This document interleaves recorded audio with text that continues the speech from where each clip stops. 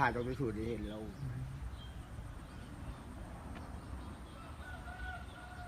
สองยิ่งตามเสร็จ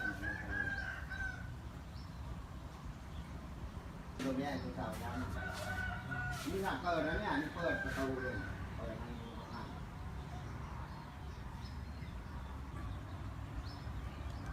เราเกลือมาแล้วล่ะคือเราเก็บของทันเพราะเรารู้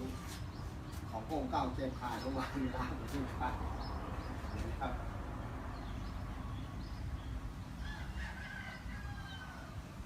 เดี๋ยวที่ดำๆเรื่องผมเราก็ไม่ยอมเปิดเท่าไหร่เพราะอะไรข้าวมันฟัง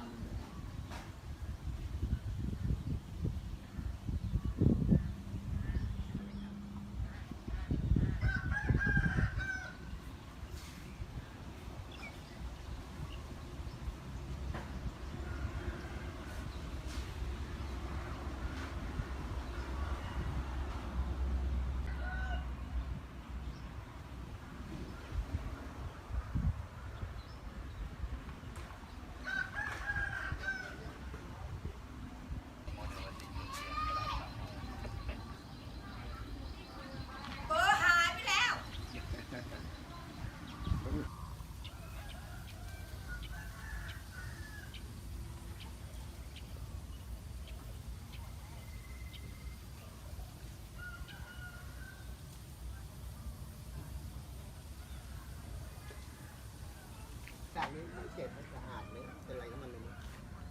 บ้านมันรกเราเคลื่อน